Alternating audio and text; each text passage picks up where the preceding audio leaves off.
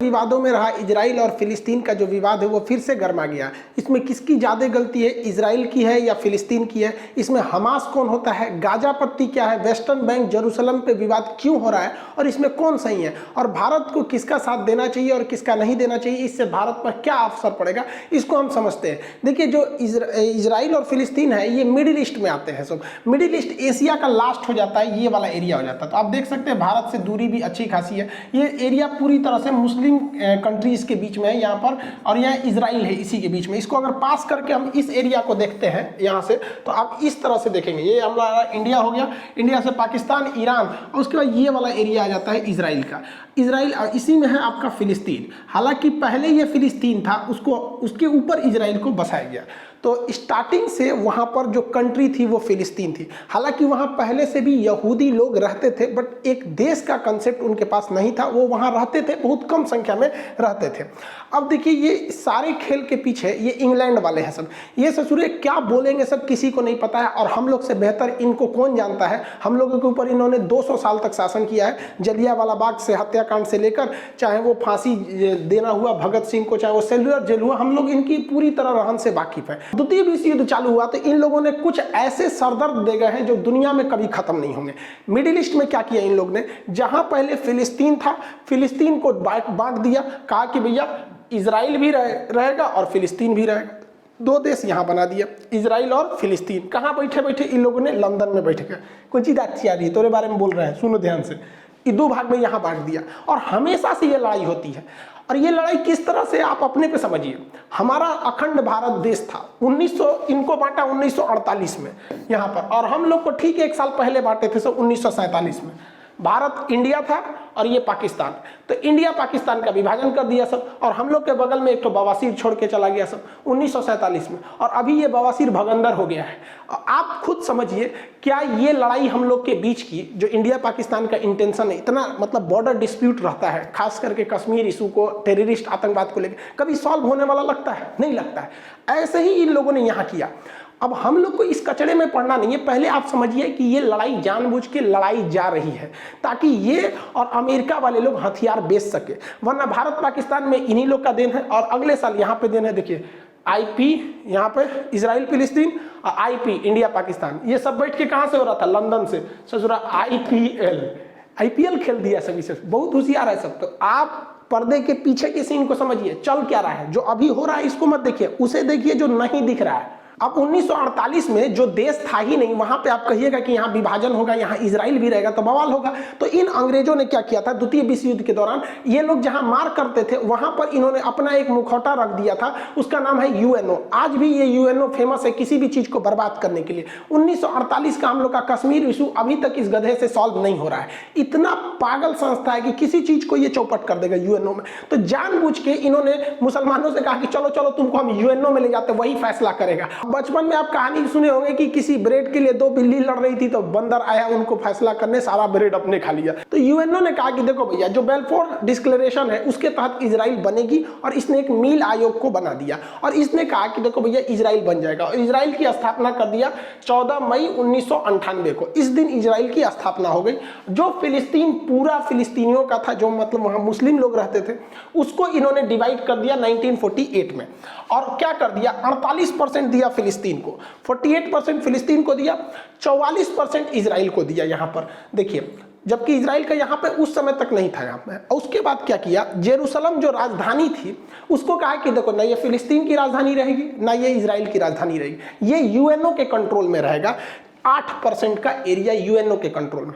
जैसे ये बात हुआ, अरब देशों ने कहा कि हम ये होने नहीं देंगे, फिलिस्तीन ने कहा कि ऐसा कभी नहीं हो सकता है, मार होगा। ससुरा स्टार्टिंग स्थापना हुआ, युद्ध चालू हो गया। वो तो भारत भी झेल चुका है। 1947 में आजाद हुए, मार हो गया। पहली लड़ाई 1947-48 की थी हम लोग की, वही इसके साथ हुआ। इजराइल ने इन लोग को पकड़ के धो दिया। 6 देश आए थे लोग मारने, सबको पकड़ के धो दिया। रीजन क्या है कि ये लोग जो अरब देश के मुस्लिम कंट्री थे, ये जंग लड़ रहे थे, जंग को जीतने के लिए, जबकि इजराइल के यहूदी लोग जंग लड़ रहे थे अपना अस्तित्व बचाने के लिए। उन्हें पता था कि अगर ये युद्ध हारेंगे तो हम ये युद्ध नहीं हारेंगे, ये पृथ्वी हार जाएंगे, फिर हमें कोई पूछने वाला नहीं है, इसलिए वो युद्ध को जीत गए।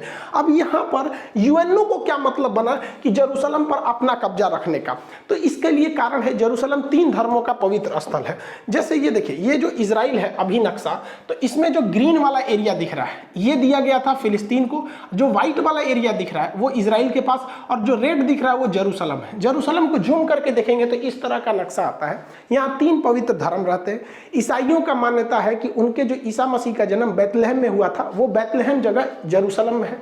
यहूदी जो अभी वर्तमान में इजराइल में रहते हैं उनका कहना है कि उनके सारे लोग यहीं से सुने, उनका मूल स्थान यही है। और मुसलमानों की तीसरी सबसे पवित्र स्थल अल अक्सा मस्जिद यही है। यानी ये 3 धर्मों का पवित्र स्थल है जेरूशलम, इसे होली लैंड कहते हैं। बात समझिए, यहाँ जो लड़ाई है वो मेन लड़ाई है हमारी जमीन की तुम्हारी जमीन। तो पहले तो यहाँ 100% फिलिस्तीन था। ये जो ग्रीन वाला एरिया देख रहे हैं 48 से पहले, 1948 से पहले ये 100% फिलिस्तीन था। बाद में आप देखेंगे 1948 में यूएनओ ने इसका पार्टीशन किया, तो अब देखिए ये ग्रीन वाला फिलिस्तीन ऐसा रह गया। और जानबूझ के यूएनओ ने एक ऐसा ड्रामा रचा कि आगे जाके लड़ाई होगी। देखिए आधा फिलिस्तीन यहाँ दिया है, थोड़ा सा यहाँ दे दिया है, बीच में पतला रास्ता दिया है, थोड़ा सा यहाँ दिया है, बीच में पतला रास्ता दिया। इन लोग का पहले से प्लान था। ऐसे ही इन लोगों ने पाकिस्तान को बांटा था, एक और इधर पाकिस्तान, एक और इधर पाकिस्तान, जिसको आगे चल के हम लोगों ने बांग्लादेश में तोड़ दिया। यही काम किया इजराइल ने। जानबूझ के इजराइल को कहा गया था कि भैया तुम आगे जाके तोड़ोगे तो ये छितरा जाएगा, उधर वो छितरा जाएगा। फिर अगले साल इजराइल ने ऊपर वाला घोट लिया। देखिए इजराइल खत्म, अब फिलिस्तीन यहाँ बच गया, यहाँ बच गया। उसके बाद धीरे धीरे देखिए इसमें भी धीरे धीरे कब्जा करना इजराइल चालू कर दिया। तो इजराइल ले दे के 12% फिलिस्तीन बचा है। तो जो फिलिस्तीन पहले 100% था अभी वो 12% है, और पूरा इजराइल उस पर कब्जा कर रहा है। तो फिलिस्तीनियों का एक तो मेंटली भाई किसी का भी मोरल गिरेगा कि नहीं कि हमारा देश तुम हम ही को पीट रहा है। और इजराइल ने अलग अलग नियम बना रखा है। फिलिस्तीन के लोग हथियार नहीं रख सकते, एयरफोर्स नहीं रख सकते, आर्मी नहीं रख सकते, ये लोग मतलब नेवी नहीं रख सकते, और ये सब कुछ रखता है इजराइल। और जो हमला हो रहा है वो बेसिकली हमला इस गाजा पट्टी से हो रहा है, अभी आगे समझाएंगे। वो भी हमला हो रहा है और वो हमास कर रही है, आर्मी नहीं कर रही है। हमास वहां के हिसाब से एक आतंकवादी संगठन है, इजराइल के हिसाब से वो हमला कर रही है, न कि फिलिस्तीन की आर्मी। फिलिस्तीन वालों के पास पत्थर रहता है मारने के लिए, और हमास जो है आतंकवादी संगठन वो रॉकेट मारता है। ओवरऑल आप कंसेप्ट समझिए, इजराइल जानता है कि ये लोग कमजोर देश है, इन्हें उत्तेजना दिलाओ और जैसे ये लड़ने के लिए आएंगे मारो, भयानक जमीन कब्जा लो। और ये लोग जरूर, ये लोग समझेंगे नहीं, ये लोग ताव में आ जाएंगे तुरंत। इतना बड़ा था फिलिस्तीन। देखिए फिलिस्तीन समेटते गया, वो काला वाला एरिया जो है वो यहूदी का है, मतलब वो इजराइल है। धीरे धीरे देखिए ये निपट गए, इतनी सा बचे हैं, लग रहा है बस प्रसादी के हिसाब से बचे हैं। देखिए इतना पहले पूरा था, इतना हो गया। अब इजराइल का मेन कॉन्सेप्ट समझिए क्या है। इजराइल कहता है कि भाई फिलिस्तीन वालों को हम तोरा उकसाएंगे, कोचेंगे, और तू कोचा जाएगा, तू आएगा पत्थर मार दे, हम फोड़ देंगे, तुमको तबाही करेंगे। हमास खूब से खूब करेगा तो गली मोहल्ले पे हमला कर देगा, कार और जला देगा, यही रॉकेट में करेगा। और उसके बाद से उसके पास एयरफोर्स है, वो आएगी, मारेगी और जमीन कब्जा करेगी। जब जब लड़ाई हुआ है तब तक हार फिलिस्तीनियों की हुई है और उत्तेजना होगी यहाँ पर। अब इसका मेन कारण कहाँ से हुआ इसको समझते हैं हम लोग। देखिए मुसलमानों में ना 3 पवित्र स्थल है, जिसको आप 2 ठों को जानते हैं। जैसे कॉमन लोग यही मतलब फेमस है, एक मक्का और एक मदीना। ये 2 दिखता है, हालांकि ये इतना छोटा नहीं है तो बहुत बड़ा। जैसे ये मक्का है, मक्का को देखेंगे तो बहुत बड़ा है ये यहाँ पे। यही जो छोटा सा आपको दिखाया जाता है ये मक्का, जबकि ये इतना बड़ा है, बहुत बड़ा एरिया में आ जाता है मक्का। यहाँ पर यहीं पे हज करने जाते हैं मुस्लिम लोग, यहाँ पे हज करने। ये पूरा मक्का है, बहुत मतलब जिस तरह से। और ये मदीना है, मदीना। इस मदीना में आपको बस एक ग्रीन वाला ये टॉम दिखाया जाता है, ऊपर वाला ये ग्रीन यहाँ पे। तो ये मक्का और मदीना तो फेमस है ही है। इस मक्का और मदीना के अलावे अल अक्सा मस्जिद भी बहुत पवित्र है। ये मुसलमानों की तीसरी सबसे पवित्र स्थल है।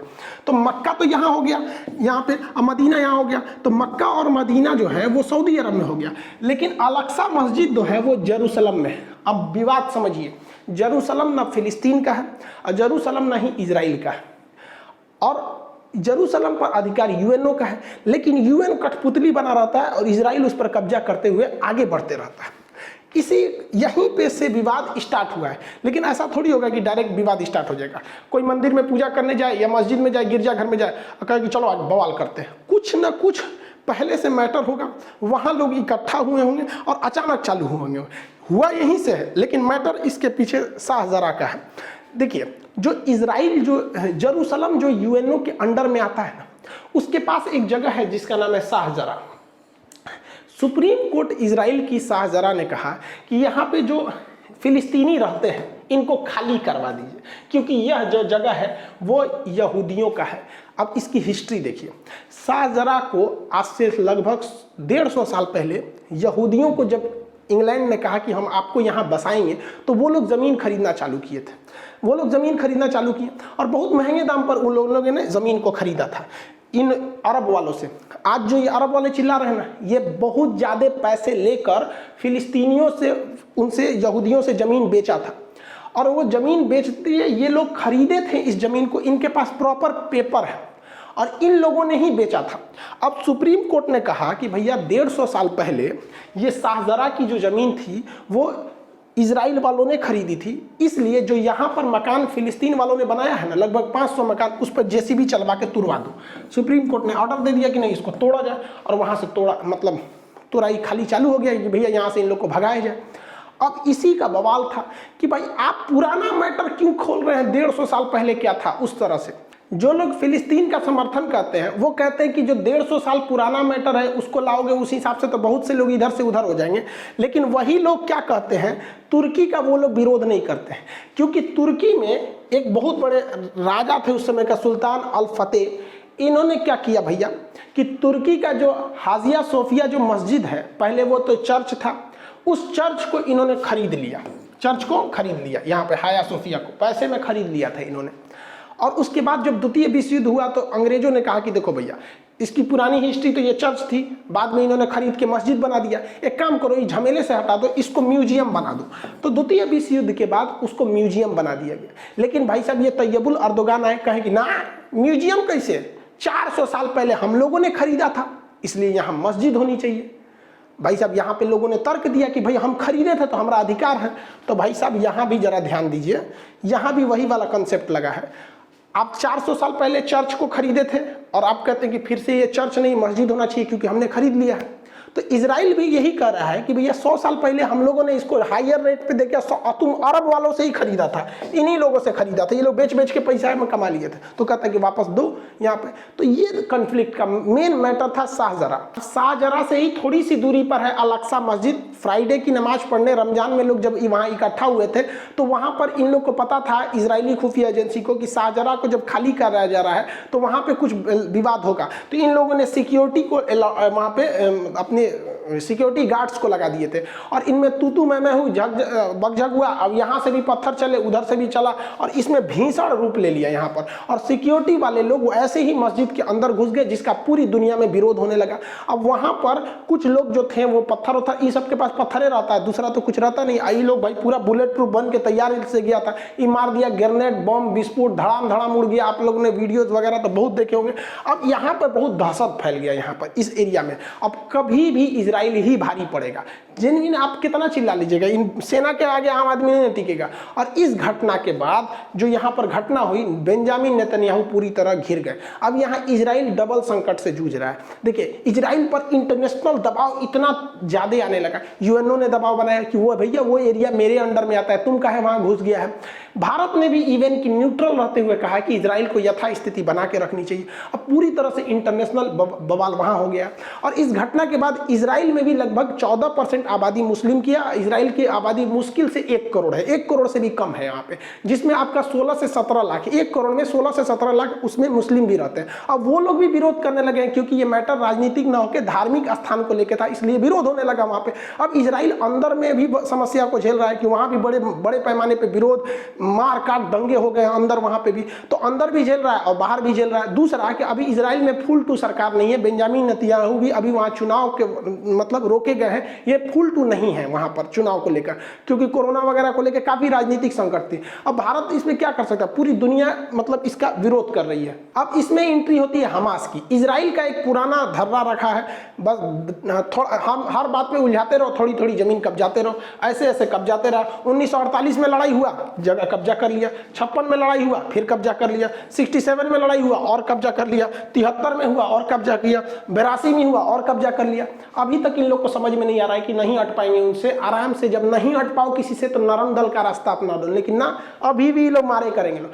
अभी जो वर्तमान सिचुएशन है, फिलिस्तीन के लोग कहते हैं कि सुनो ना, हमको जो 48 वाला बतिया था ना, ये वाला 44% जो था वही हमको दिला दो, 48% दिला दो, नहीं चाहिए हमको, वापस दिला दो। इजराइल कहता है हाँ हाँ वापस दिला दो, भाई सब तो मार काट का है किया था, माने तुम मारने आया था इसलिए कि हमको पूरी तरह से उजाड़ दो, पूरा देश का देश आया था, और जब हार गए तो यहाँ बोलते हो कि वापस यूएनओ वाला ही दिला दो। अब ये पॉसिबल नहीं है। अब यहाँ दो पार्ट बन गया, जो फिलिस्तीन है उसके दो राज्य हो गए हैं, फिलिस्तीन देश के दो राज्य। एक ये जो इधर थोड़ा सा बचा हुआ है इसे कहते हैं वेस्टर्न बैंक, और जो इधर बचा हुआ है इसे गाजा पट्टी या गाजा स्ट्रिप कहते हैं। इन्हीं दोनों को मिला के फिलिस्तीन बना है।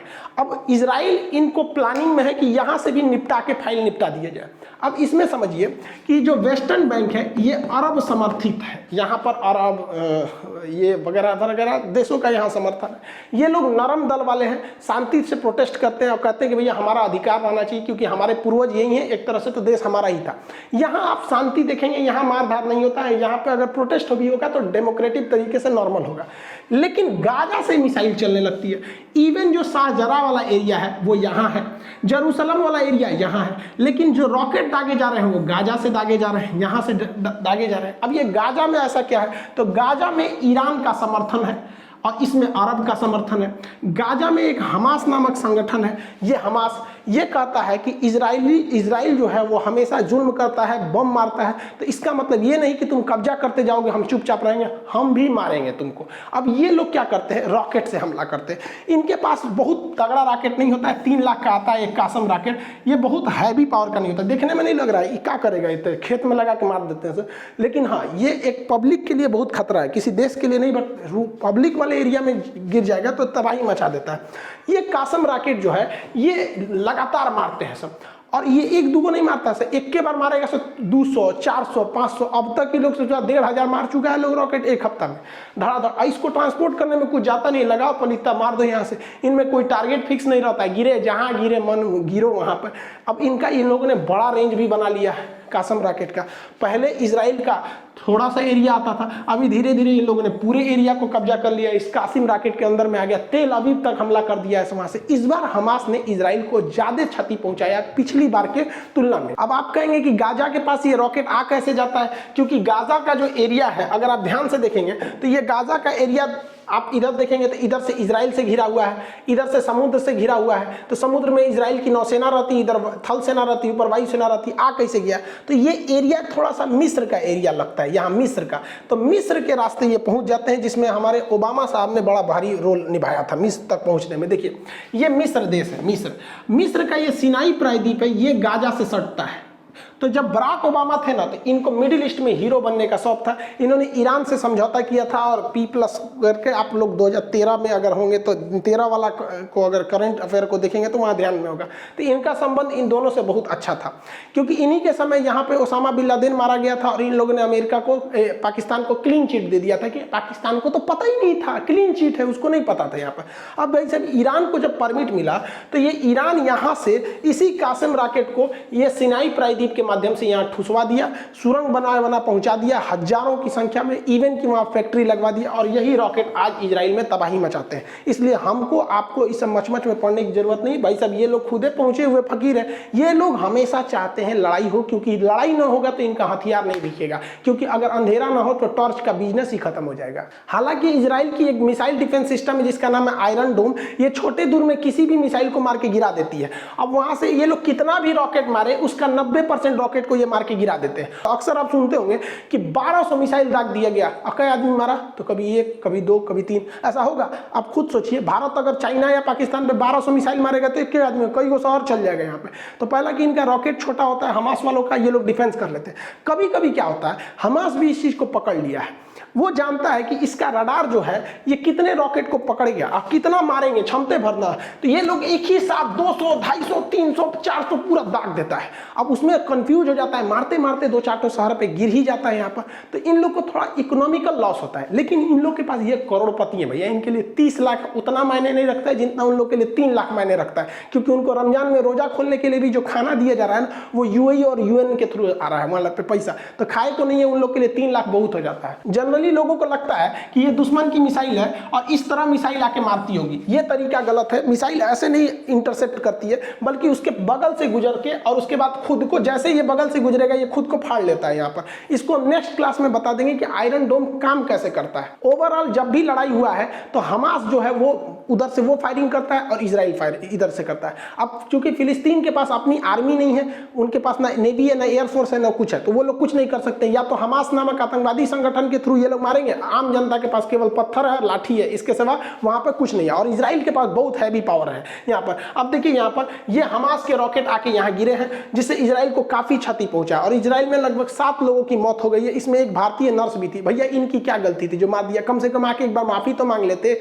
हमास वाले, फिलिस्तीन वालों, कम से कम कि भैया हम इसके लिए मतलब हमें गलती हो गई। गजब बात करते हैं। और इजराइल ने मारा तो 67 लोग मर गए हैं यहाँ पर। अब ये लोग फिलिस्तीन वाले हल्ला कर रहे हैं, फिलिस्तीन के समर्थन वाले कह रहे हैं कि वहाँ बच्चे भी मरे हैं। तो भाई बच्चे, महिलाएं जब मरती हैं तो पूरी दुनिया, मतलब सब लोग कहते हैं कि ये गलत है।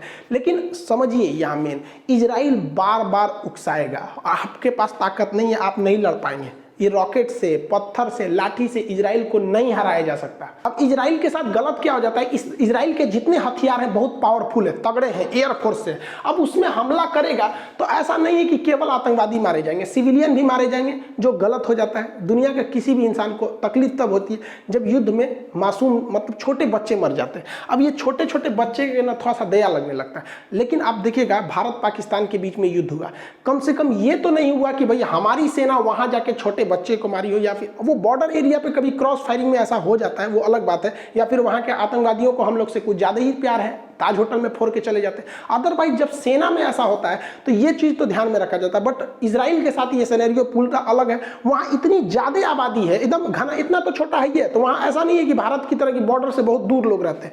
इसलिए इजराइल जब भी मारता है तो तबाही ज्यादा लाता है, इतना भयानक तबाही लाता है, मतलब 10-12 गुना का अंतर होता है। और अभी इजराइल ने कहा कि ये हमले रुकेंगे नहीं, हमास को पूरी तरह से रद्द कर देंगे, बर्बाद कर देंगे, तभी जाके हमले को रोकेंगे। बात करते हैं दोनों में सही कौन है, गलत कौन है। देखिए जमीन तो फिलिस्तीन की थी, लेकिन फिलिस्तीन के लोगों को समझना पड़ेगा कि इजराइल को वहां रहना जरूरी है, क्योंकि अगर इजराइल वहां से उजड़ गया तो इजराइल का दुनिया में फिर कोई नहीं बचेगा। इसलिए इनकी लड़ाई अस्तित्व की है और इनकी लड़ाई अपने की है। तो दोनों को कॉम्प्रोमाइज करके चलना चाहिए कि भाई जितना में हो उतना में सलट लो, यहाँ पर दोनों के लिए कहते हैं। अब इजराइल का कोई कुछ नहीं बिगाड़ सकता है। अब इंटरनेशनल प्रेशर है, जिसे मुस्लिम कंट्री कहते हैं कि इंटरनेशनल प्रेशर है, वो इजराइल के लिए वार्म अप का काम करता है और बढ़िया से धोता है। कोई बाइकआउट करके, यूएनओ करके इजराइल का कुछ नहीं बिगाड़ सकते, क्योंकि इजराइल सेल्फ डिपेंडेंट है हर मामले में। और लोग कहते हैं कि इजराइल को सबक सिखा, अरे भैया वो कोरोना भी फ्री हो गया, इजराइल अब तो और धो देगा यहाँ पर।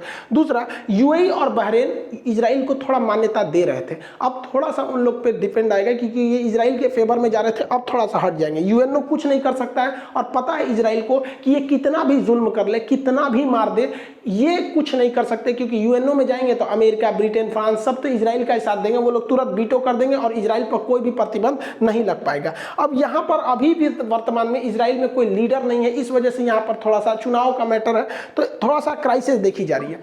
अब यहाँ देखिए, लोग कहते हैं कि इजराइल को ज़्यादा बड़े हथियार नहीं प्रयोग करने चाहिए। ये बात हकीकत है कि इजराइल जो है वो हथियार को मजबूरी में प्रयोग कर रहा है, क्योंकि जिस दिन इजराइल हथियार छोड़ देगा, ये बात गारंटी है कि इजराइल और फिलिस्तीन में हिंसा रुक जाएगी, लेकिन उस समय इजराइल भी खत्म हो जाएगा। No weapon, no violence and no Israel, क्योंकि ये मार डालेंगे सब अरब देश वाले उसको मिलके, तो इसलिए उसको हथियार उठाना मजबूरी बनता है। और कितना अरब देश वाले इजराइल से नफरत करते हैं, बस इस बात पे सोचिए कि पाकिस्तान अपने पासपोर्ट पे लिखा है कि इजराइल नहीं जा सकते, क्योंकि वो इजराइल को देश ही नहीं मानता है। भाई साहब, आप किसी को कंप्रोमाइज करने में क्या जाता है कि भैया हम अभी वर्तमान में जहां हैं हमको वहां रहने दो, 12% पे है तो रहने दो, नहीं तो 12 नहीं छोड़ेगा वहां पर।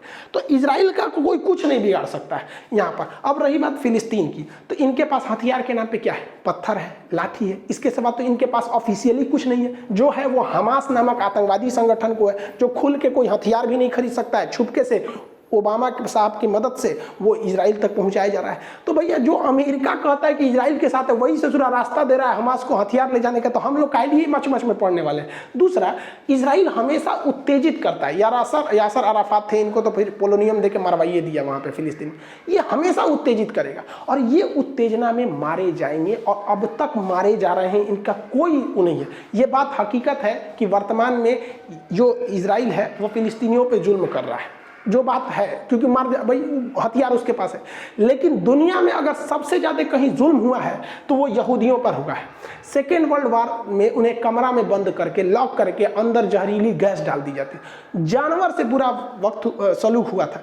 लेकिन इन लोगों ने, यहूदियों ने वक्त की नजाकत को समझा, पढ़ाई पर, टेक्नोलॉजी पर ध्यान दिया और आज ऐसी हकीकत हो गई है कि भारत जैसे देश को इजराइल से लड़ने से पहले सोचना पड़ेगा, क्योंकि हमारे ड्रोन, हथियार, बंदूक सब इजराइल से आ रहे हैं। सब टेक्नोलॉजी वहां पे इतना छोटा है लेकिन इतना डेवलप है। तो इन लोगों पर भी सोचना चाहिए, एरिया मायने नहीं रखता है। आप वहीं रहिए, खुशहाल रहिए, पढ़ाई लिखाई पे ध्यान दीजिए, आगे बढ़िए। जब मौका मिलेगा आप आगे बढ़िएगा। ऐसा नहीं कर रहे हैं कि हम आप मौका नहीं मिले तो आप मत करिए। देखिए, भारत को भी बात करते हैं, हम लोग को भी अपना पीओके वापस लेके आना है। ये हमको अपना पीओके वापस लेके आना है। और चाइना ने जो 1962 में अक्साई चीन कब्जा किया, वो भी हम वापस लेके आएंगे। लेकिन हम हिंदुस्तान वाले, तो नेहरू से लेके हमारे मोदी जी तक में सबने संयम बरता है और हमें पता है कि जब वक्त आएगा हम बिना कहे थूर के लेके आएंगे। फिलिस्तीन वालों की तरह हम बेवकूफ़ी नहीं करेंगे कि हर 26 जनवरी या 15 अगस्त के दिन जाके हमला कर दे। वो और मजबूत होते जा रहा है इजराइल। हम लोग शांति से बैठे हैं, 2040 तक का इंतजार किया जाए। अभी पाकिस्तान से तो हम लोग निपट सकते हैं, तो 2040 तक की स्थिति आएगी तो हम लोग इकोनॉमिक रूप से सुदृढ़ हो जाएंगे। हम अपना पीओके और अक्साई चीन लेके आएंगे। ऐसा नहीं है कि हम नहीं ले आ सकते। 1857 की क्रांति में हम लोग अंग्रेजों से लड़ने निकले थे, लेकिन हथियार, टेक्नोलॉजी, कम्युनिकेशन न होने की वजह से हमारा 1857 की क्रांति फेल हो गया। आए उसके बाद महात्मा गांधी, इन्हें पता था कि हमें एक लॉन्ग टाइम लीडर चाहिए। लॉन्ग टाइम लीडर के पीछे जनता चलने को तैयार होती है, और गरम दल करेंगे तो लॉन्ग टाइम लीडर नहीं रह पाएंगे। जैसे हमारे चंद्रशेखर आजाद जी, इनका भी टाइम बहुत बेहतरीन थे, बट टाइम पीरियड बहुत कम था। भगत सिंह, ये भी बहुत बेहतरीन, बट टाइम पीरियड कम रह गया। तो गांधी जी को पता था कि भैया हमको लॉन्ग टाइम तक एक लीडर चाहिए, इसलिए नरम दल वाला अपना है। और जब लास्ट मोमेंट आया, यही गांधी जी है ना, करो या मरो बोलने वाले, यही है ना, भारत छोड़ो आंदोलन चलाने वाले, अंग्रेजों भारत छोड़ो। सबसे ज्यादा हिंसा गांधी जी की अगर किसी आंदोलन में हुआ था तो भारत छोड़ो आंदोलन में, और भी पहले दिन गिरफ्तार हो गए। तो वक्त आने पर कोई भी काम करना चाहिए भैया, अभी अपने पे ध्यान दो। हम लोग से कुछ सीखो, हम लोग को भी हमारा पीओके वापस चाहिए, अक्साई चीन वापस चाहिए, लेकिन हम लोग गला नहीं फाड़ते, हम लोग प्लानिंग करते हैं। वक्त बदलते कभी देर नहीं लगती है। मोदी जी जब 2014 से पहले चुनाव नहीं जीते थे ना, तो अमेरिका ने कहा था कि मोदी जी को हम अमेरिका में घुसने नहीं देंगे, वीजा नहीं देंगे। और यही अमेरिका है जो वीजा नहीं दे रहा था, अभी बुला के पिज्जा खिला रहा है यहाँ पर, हाउडी मोदी कर रहा है यहाँ पर। वक्त बदला कि नहीं बदला? भारत की शक्ति ऐसी है कि भारत ने सबको जब वैक्सीन दिया था, तो अभी जब भारत को ऑक्सीजन की जरूरत पड़ी, पूरी दुनिया पहुंची, इवन अरब देश वाले भी पहुंचे, सिंगापुर, कौन नहीं आया भारत को। तो जब आप सबसे मिलजुल के रहेंगे, सब आपकी मदद के लिए आएंगे। आप बस अपने लिए रहेंगे तो केवल आपके अपने ही आपको पूछेंगे, फिर पड़ोसी आपको नहीं पूछेंगे। अभी तो इजराइल ये कुछ नहीं बता रहा है, अभी तो ट्रेलर चल रहा है। इजराइल ने कह दिया कि हमले नहीं रुकने वाले हमास पे। इजराइल का प्लान है ग्रेटर इजराइल बनाने का। जिस तरह इंडिया में नोएडा था, ग्रेटर नोएडा बन गया, उसी तरह पहले तो फिलिस्तीन था, वहां बना इजराइल, अब बनेगा ग्रेटर इजराइल। जरा ध्यान से देखिए ग्रेटर इजराइल का नक्शा, ये अभी वर्तमान इजराइल है जो अभी चल रहा है। और ये जो ब्लैक डॉट देख रहे हैं ना, इनका प्लान है ग्रेटर इजराइल बनाने का। यहाँ से ये मिस्र पर कब्जा करेंगे, यहाँ से सऊदी अरब का ये वाला कब्जा करेंगे, कुवैत करेंगे, इराक को ले जाएंगे, सीरिया को ले जाएंगे, तुर्की का ये लेके आएंगे, जार्डन तो पूरा बीच में चला है, लेबनान। तो ये इन लोग का पूरा प्लानिंग है भाई साहब, ग्रेटर इजराइल बनाने का। और आप खुद सोचिए, देखिए नफरत अलग चीज होती है, जो फिलिस्तीन के समर्थन भी है वो भी जरा ये बात को सोचे कि अगर ये हमला करने आ जाएगा तो इन्हें कौन रोक सकता है। 6 दिन में इन सारे देशों को हरा दिया था 1967 में इसने, तो इसको कोई नहीं रोक सकता, ये इनका प्लानिंग है यहाँ पे। तो अभी के वक्त में भाई साहब आप खुद समझिए कि ये गरम दल के हिसाब से आप यहाँ थे, इतनी समय सिमट गए। जिस हिसाब से इजराइल आपको उकसा रहा है और आप इजराइल की चाल नहीं समझ पा रहे हैं, वो उकसाएगा और आपकी जमीन छीनेगा और पूरी दुनिया के पास उसके पास बहाना रहेगा। इवन जो बाइडेन ने भी कह दिया कि इजराइल को अधिकार है, वो अपनी रक्षा कर सकता है। इजराइल दुनिया को दिखाएगा कि मेरे पास 1200 रॉकेट दागे गए, लेकिन ये नहीं दिखाएगा कि इस रॉकेट में उतनी क्षति नहीं हुई जितनी उसके एक रॉकेट में हमास को हो गई। वो तो यही चाहता है। और अगर इन लोग का यही हाल रहा तो आने वाले वक्त में इजराइल इन लोग को यही दे देगा, जो मीट काटने वाला लकड़ियां होता है ना, यही बांट देगा। तुम लोग का देश खत्म हो गया, तुम लोग ये ले लो, इसी पे बैठना, इसी पे बैठ के जिंदगी बिताना पड़ेगा। अभी भी वक्त है इन लोग को कॉम्प्रोमाइज कर ले, वरना वहां से यहाँ आ गए, अब ये इस पे बैठ के जिंदगी बिताना पड़ेगा। इजराइल इसको कटवा कटवा के रेडी रख रहा है यहाँ। और फिलिस्तीन के लोगों को लगता है कि ये अरब देश बचाएंगे। अरे ये क्या बचाएंगे? इन लोग को कुछ नहीं बचा सकते हैं। इन लोग का खुद का हालत खराब हुआ रहता है, तेल खत्म, खेल खत्म। इन लोग के पास आता क्या है? इनको ये अरब वाले और पाकिस्तान, तुर्की, ये क्या बचाएंगे? समझिए ध्यान से। चाइना का इधर का एरिया जो है ये कहलाता है उगर मुसलमानों का ये एरिया है। यहाँ पर उगर मुसलमान रहते हैं, सिंजियांग प्रांत है।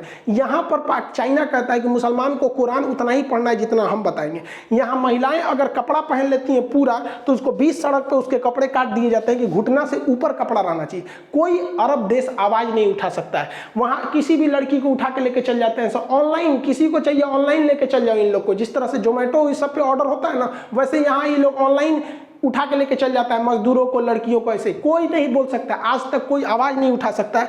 यहाँ इस तरह से सरेआम लाठी डंडा से पीटा जाता है। लेकिन ये दोहरी नीति ना हो जाती है कि अगर इजराइल करेगा तो हम आवाज उठाएंगे इस आधार पर कि मुस्लिम पर अत्याचार क्यों हो रहा है, और चाइना कहेगा तो हम कुछ नहीं बोलेंगे। ये दोहरी नीति है। यहाँ पर चीन का विरोध करना चाहिए तो देखिए ये अरब के राजा चीन के साथ, ये तुर्की वाला भाई साहब, ये देखो ये चीन के साथ है, और ये पाकिस्तान, इमरान खान तो सोच रहा है इसका रखेल बन गया, ये क्या बोलेगा यहाँ पर। इन लोग के भरोसे है, ये कुछ नहीं कर सकता है। देखिए पूरी दुनिया को अहिंसा, सच्चाई और शांति के रास्ते पे चलना सिखाया था दलाई लामा ने, बौद्ध धर्म ने। नतीजा क्या हुआ? 1959 में तिब्बत को ही गंवाना पड़ गया। अहिंसा पे चले थे, देश गायब हो गया। फिलिस्तीन हिंसा पे चला, दूसरे का देश कब्जा कर लिया। दोनों में अंतर होता है। याद रखिएगा, अगर आप देश को बचाना चाहते हैं तो आपको शस्त्र उठाना ही पड़ेगा, और अपनी संस्कृति बचाना चाहते हैं तो शास्त्र उठाना पड़ेगा। हम खुशनसीब हैं जो ऐसे देश में जन्म लिए हैं जहां शस्त्र और शास्त्र दोनों में किसी की कमी नहीं है। ओवरऑल भाई फिलिस्तीन को नरम दल का रुख अख्तियार करना चाहिए और हमास उमास को साइड करके कॉम्प्रोमाइज कर लेना चाहिए। विश्व के आगे कहना चाहिए कि भैया हम 12% पे रहेंगे, लेकिन पूरी गारंटी दे दीजिए पूरी विश्व बिरादरी की 12% में 1 कट्ठा जमीन कम नहीं होगा, हम 1 रॉकेट वॉकेट नहीं दागेंगे, शांति से रह जाओ भाई, इसी में भलाई है। अब रही बात भारत की, भारत किसका साथ देगा, इजराइल का कि फिलिस्तीन का? देखो ऐसे कहने के लिए तो फिलिस्तीन से हमें कुछ नहीं मिलता है, लेकिन अगर हम फिलिस्तीन का साथ देते हैं इनडायरेक्टली या डायरेक्टली करके, हम लोग शुरू से फिलिस्तीन का ही साथ दिए और अभी भी वहीं देते हैं इनडायरेक्टली करके, क्योंकि हमें पता है कि अगर हम फिलिस्तीन के साथ खड़े रहेंगे तो अरब देश हमारे साथ खड़े रहेंगे। जैसे अभी देखिए वो लोग ऑक्सीजन टैंक का सप्लाई किए, पेट्रोलियम का सप्लाई वहीं से आता है, क्योंकि हमारे पास वो पास पड़ता है, वहां से पेट्रोलियम सस्ता पड़ेगा। और आपको भी पता है कि गल्फ कंट्री के अलावा अगर कहीं से पेट्रोलियम लेते हैं तो बहुत महंगा पड़ेगा, और भारत में पेट्रोल महंगा हो रहा है। दूसरा कि भारत में लाखों लोग अरब देशों में काम करते हैं, तो हमें पेट्रोलियम चाहिए, वो देश मतलब वहाँ रोजगार चाहिए, इसलिए हमें न्यूट्रल होकर रहना पड़ता है। दूसरा कि हम चाह के भी इजराइल का समर्थन नहीं कर सकते, ये डिप्लोमेटिक कारण समझिए। पाकिस्तान चाहता है कि हम इजराइल का समर्थन कर दें, लेकिन हम करेंगे तो उल्टा फंस जाएंगे। क्यों? क्योंकि अगर जहां हम इजराइल का समर्थन करेंगे कि इजराइल द्वारा कब्जा की गई जमीन इजराइल की हो गई, तो पाकिस्तान कहेगा बहुत अच्छा, तब तो पाकिस्तान द्वारा कब्जा किया गया पीओके भी मेरा होगा। और चाइना उधर से कहेगा बहुत अच्छा, आप कहिए रहे कि कब्जा किया जमीन उसका हो गया, तो हमारा अक्साई चीन भी मेरा हो गया। तो भारत इस दुविधा में है, लेकिन हम लोग ससुरा बहुत होशियार निकले। हम लोग इजराइल को बुलाएं, बेंजामिन नेतन्याहू को, और कहें कि देख भैया हम तुम्हारा समर्थन करना चाहते हैं, लेकिन हमारा हाई मैटर गड़बड़ है, एक काम कर, तू हमको वापस दिलवा दे पीओके, और ये दिलवा दे हमको अक्साई चीन। जब मेरा वापस आ जाएगा हम खुल के कहेंगे कि इजराइल तुम्हारे साथ है, लेकिन अब तक नहीं। तो ये समझ गया, ये लोग होशियार लोग हैं, समझ गया, तो भारत को हथियार देते हैं। इवन करगिल की लड़ाई में सेंसर बम इजराइल ने ही दिया था। तो आप समझ गए कि अभी हम चाह के भी इजराइल को समर्थन नहीं देंगे, वरना अगर समर्थन दिए तो यूएनओ में हमारा कश्मीर का मैटर अटका, हम अपने पैर पे कुल्हाड़ी मार लेंगे। तो उत्तेजना में आके नहीं करना है। हम लोग से क्या मतलब है? हम लोग के मैटर में कोई आता है? गलवान घाटी में कौन आया था हम लोग को बचाने के लिए? या लड़ाई जब हुई थी तो हम लोगों ने खुद झेला था, ये लोग भी खुद समझेंगे अपना। खुद नहीं समझेंगे तो फिर बर्बाद होंगे। आई होप जो इंग्लैंड ने आग लगाया था यहाँ इजराइल फिलिस्तीन में, और जो भारत पाकिस्तान में, न ये आग बुझने वाली है न ये आग बुझने वाली है। ये भाई साहब को कश्मीर चाहिए, ये भाई साहब को पूरा इजराइल खत्म करके फिलिस्तीन चाहिए। ये सॉल्व होने वाला नहीं है। आई होप आप इसे समझे होंगे। मिलेंगे नेक्स्ट क्लास में। जय हिंद।